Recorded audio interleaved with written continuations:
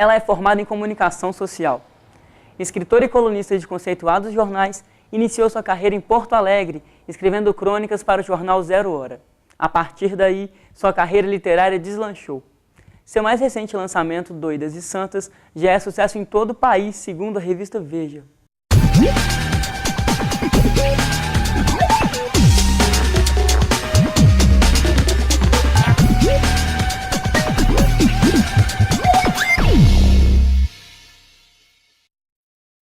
A cada ano, a literatura nacional mostra e prova originalidade e força. O Academia Pitágoras de Ideias recebe hoje a escritora e colunista Marta Medeiros. Eu já sei que você foi casada há 17 anos, tem 2 filhas, trabalhou aproximadamente 14 anos com publicidade e propaganda e que, em uma viagem para o Chile, foi o divisor de águas para que a sua carreira deslanchasse como escritora. Exatamente. Como que foi isso? Bom, é o seguinte, eu fiz faculdade de comunicação social, nunca imaginei que eu ia ser escritora, assim, gostava muito do universo da literatura como leitora e tinha uma vontade de ser escritora, mas não imaginava que isso fosse acontecer. Acabei fazendo faculdade de propaganda, trabalhei, como tu falou, uns 13, 14 anos em propaganda, e aí eu era casada na época e o meu marido, meu ex-marido, foi convidado a trabalhar no Chile. E na época a gente já tinha uma menina, hoje temos 2, e eu achei que ia ser uma boa, dar uma parada, eu já estava assim, meio que questionando a minha vida profissional, já vontade de dar uma mudada, enfim. Fui acompanhando e lá passamos 8 meses e pela primeira vez eu parei de trabalhar, trabalhava desde menina, tive assim, 8 meses ociosos onde eu escrevia muito, escrevi todo um livro de poemas lá e comecei a escrever outros tipos de textos também mais longos, mas tudo como exercício, sem ter onde publicar. E aí entrou a sorte também, né, na história, sempre tem um pouquinho de sorte na história de todos nós, que um jornalista, amigo meu, esteve lá em Santiago, viu esses textos que eu estava fazendo, pediu permissão para levar para Porto Alegre, né, que eu sou de Porto Alegre, e eu autorizei. Quando eu voltei a morar em Porto Alegre, depois que eu saí do Chile, o jornal Zero Hora me convidou para publicar alguns daqueles textos, que eu nem sabia o que eu estava fazendo, e aquilo já era um exercício de crônica. E eles publicaram e tiveram uma repercussão super boa, e daí convidaram para publicar mais um e mais outro, e quando eu vi, eu tinha uma coluna fixa no jornal, sem nunca ter escrito crônica antes, depois virou 2 colunas, e mais tarde pintou o Globo na minha vida, e quando eu vi, eu estava vivendo como cronista, mantendo a poesia, e depois mais tarde também entrando para a ficção. E aí já se vão alguns anos. E como que você concilia? Porque o Zero Hora, ele é feito em Porto Alegre. Exato. E o Globo é no Rio. Exatamente. Como que é feito esse processo? Mas isso não muda nada, porque esse é até um dos benefícios de trabalhar com literatura, porque a gente pode trabalhar em qualquer lugar do mundo. Tendo um computador na tua frente, eu poderia escrever na beira de uma praia, num sítio, em Nova York, em qualquer lugar, porque a gente manda os textos por e-mail. Então, eu trabalho na minha casa, eu não trabalho na redação do jornal. Alguns colunistas trabalham em redação, por isso a tua pergunta, mas no meu caso, eu trabalho em casa. Então, eu escrevo os textos, respeito os prazos que me dão, mando para o Globo, mando para Zero Hora e... É opcional trabalhar em casa, você prefere? Eu acho um luxo, porque eu tenho 2 filhas, como eu te falei, então eu estou mais por perto, e eu sou uma mulher como qualquer outra, eu vou ao supermercado, eu busco o filho no colégio, levo o filho no colégio, porque às vezes as pessoas acham assim, é um escritor, tem uma vida exótica, diferente, é igual a de qualquer outra mulher, a única diferença é que eu tenho um trabalho que é público, né? Então acaba me dando uma certa visibilidade, mas é um trabalho como outro qualquer, então estar em casa facilita a minha vida. E eu sempre fui também muito individualista, assim, eu nunca curti muito trabalhar em equipe, sempre me dei melhor trabalhando sozinha. Então eu faço meus horários, eu trabalho final de semana numa boa, sabe? Daqui a pouco, numa segunda-feira, eu paro e vou ao cinema. Quer dizer, ter essa mobilidade que raríssimas profissões permitem, é uma delícia. Já aconteceu de você precisar entregar uma coluna e acordar sem inspiração nenhuma? Isso aí acontece, mas daí todo escritor tem a sua manha, que é ter alguns textos na manga para dias que dá branco, porque dá mesmo. Tem dia que a gente senta na frente do computador e não sai nada. E eu não posso arriscar desse jeito, porque eu tenho um compromisso com o jornal, não dá para ligar e dizer, hoje eu não estou inspirada, não tem coluna. Não existe essa possibilidade. Então, eu escrevo todos os dias, entende? Não escrevo só no dia que eu tenho que mandar a coluna, eu escrevo todos os dias, eu sempre estou... Tem dias que eu escrevo 2, 3 colunas, tem dia que não tem nada, não saiu, eu escrevo daí alguma coisa, um livro que eu esteja escrevendo, ou poesia, ou então vou me nutrir de informações, vou ler, vou ao cinema, vou a um show, enfim. Mas eu sempre tenho de 6 a 7 textos na manga, sempre, para um imprevisto de uma viagem, por exemplo, não só para quando dá branco. Então, isso aí é uma coisa que a gente se garante. Bacana. Qual foi o maior desafio da sua carreira? Sabe que não houve um grande desafio nunca, porque tudo foi construído muito lentamente. Já são 18 livros publicados, eu comecei bem garota, quer dizer, bem garota, mas já tinha uns 20 e poucos anos desde o primeiro livro. Então, assim... Eu acho que o grande desafio de um escritor sempre é o primeiro livro editado, né? Porque a gente sabe que a gente vive num país que muita gente escreve e escreve bem, mas nem todo mundo consegue espaço. Então, ter conseguido lançar um livro de poesia aos 20 e poucos anos, num país que não lê, principalmente não lê poesia, né? Então, acho que esse foi o desafio. Mas, mesmo assim, a minha história foi fácil, se comparada com de outras pessoas que gostariam de publicar. Mandei uns poemas para uma editora, eles gostaram, a gente começou um contato, e quando vi, estava com um livro editado. E tendo o primeiro editado, fica mais fácil editar o segundo, o terceiro. Mas não houve assim, um grande desafio. Eu até gostaria de contar alguma história bombástica aqui, mas não tenho mesmo, porque foi tudo dentro de uma certa tranquilidade. E como que você faz para conciliar família, trabalho, vida pessoal, namorado? É tudo meio junto, assim, sabe? Eu não costumo me departamentalizar, assim, agora eu sou mãe. Agora... Não, é tudo meio misturado. Eu tenho um prazer tão grande com a vida, eu tenho um prazer tão grande com o meu trabalho, que eu não consigo dizer, esse trabalho é parte burocrática, o horário comercial. Está tudo meio junto, assim, porque eu gosto muito de escrever, e se eu não tivesse coluna, eu estaria escrevendo de qualquer maneira, porque isso é uma terapia para mim. Então, claro que dá aqueles estresses de vez em quando, né? Todo mundo solicitando, a gente vive num pique violento hoje em dia, né? De muitos compromissos e tal.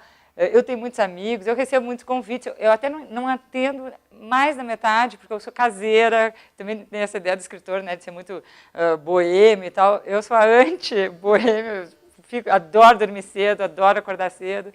E isso de eu estar, por exemplo, de pé já às 7 da manhã, me propicia ter um dia super longo, então eu consigo me exercitar, consigo fazer as coisas de casa e consigo trabalhar.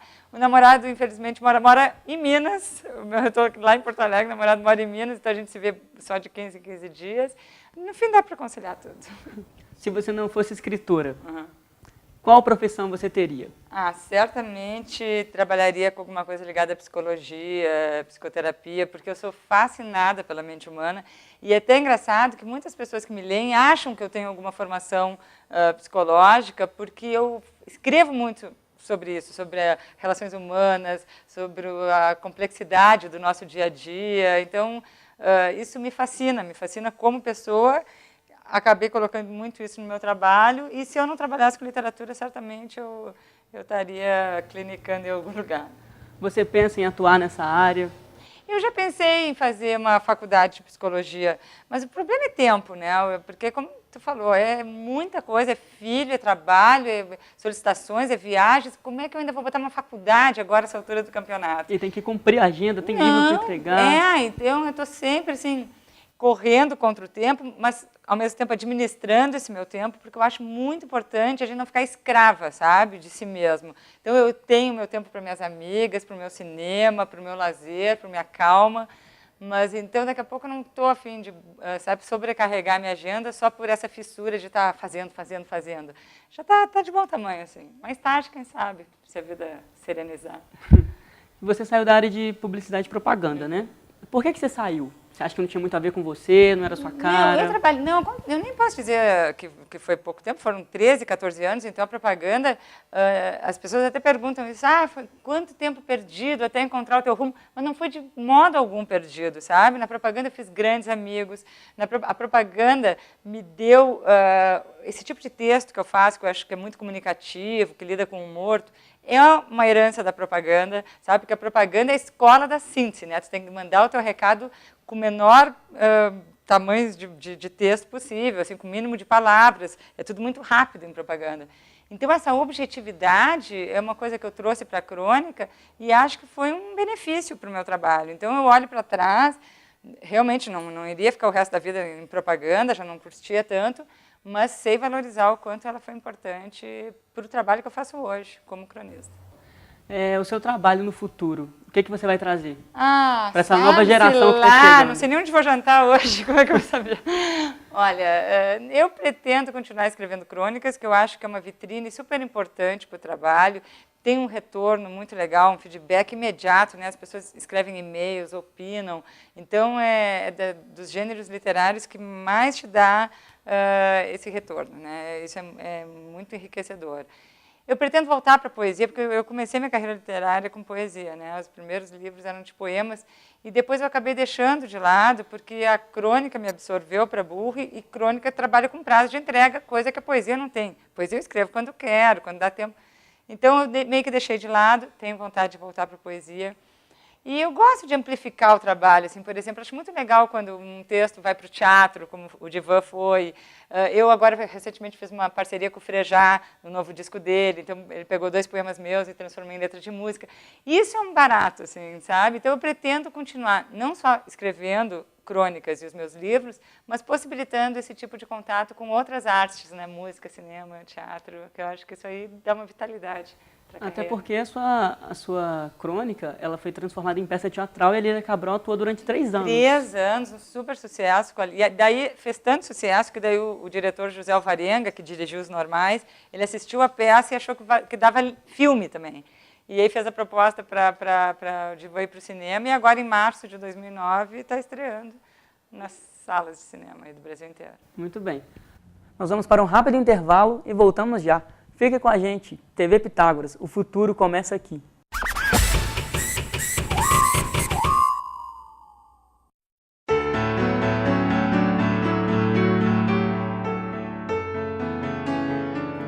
Olhe em volta. O mundo gira ao seu redor. Não importa em que lugar do planeta você está, finque uma bandeira e declare: aqui é o centro de tudo. É você quem dá as coordenadas e decide aonde o futuro vai te levar. O combustível é o conhecimento, a informação. E deles depende a duração da sua viagem. Olhe em volta. Escolha. Descubra. Questione. Aprenda.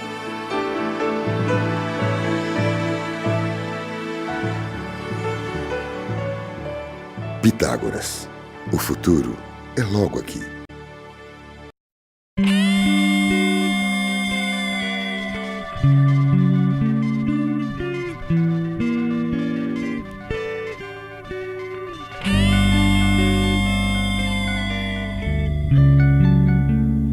A omissão é como a violência. A consciência é o bastante para a ação. Qualquer vida que esteja ameaçada é amparada como uma ligação. Não se omita.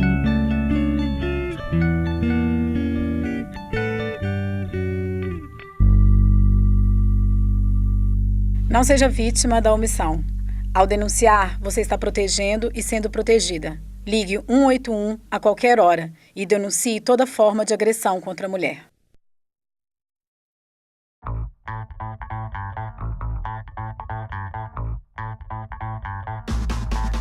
A Faculdade Pitágoras é inovadora no seu método de ensino em educação superior, com as melhores instalações para oferecer a todos os nossos alunos.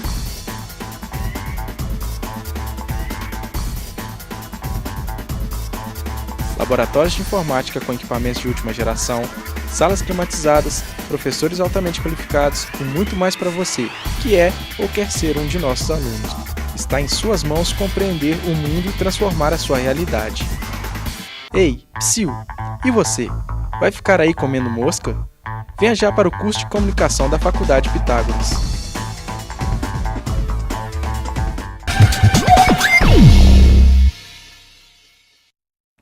Estamos de volta com o programa Academia Pitágoras de Ideias e conversamos hoje com a escritora Marta Medeiros. Marta, fala um pouquinho para a gente do seu livro. Claro. Bom, eu estou lançando meu 18º livro, né? Então, como eu tinha te dito antes, eu comecei com poesia, daí virei cronista de uma hora para outra. Então, o que eu comecei a fazer? Coletâneas de crônicas de 2 em 2 anos, porque a gente sabe que nada mais antigo que o jornal de ontem, né? A pessoa leu a crônica, no dia seguinte aquele jornal está embrulhando carne num açougue. Então, o que eu pensei? Pô, eu quero dar uma vida útil maior a essas crônicas, quero documentar esse trabalho. Então, eu comecei a publicar essas coletâneas. Já tenho várias, tem Trem-Bala, Montanha-Russa, Coisas da Vida.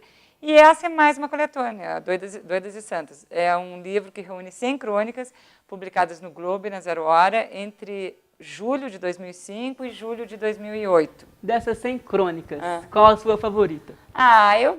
O livro é recente, então ainda tem muitas coisas que eu gosto. Mas tem uma que está bem no comecinho, que uma vez eu vi num cartaz num boteco do Rio de Janeiro, que estava escrito assim, vende frango-se. Em vez de vende-se frango, era vende frango-se. E daí eu fiz uma crônica, porque eu achei poética e divertida ao mesmo tempo, sobre essas transformações da língua portuguesa que acontecem né, involuntariamente. E, enfim, foi uma coisa gostada, não tem nenhuma relevância como crônica, mas é um texto que eu gostei de escrever. É muito legal isso, quando a gente consegue pegar de uma coisinha do dia a dia pequena e transformar numa reflexão. E de onde que sai sua paixão para escrever as crônicas?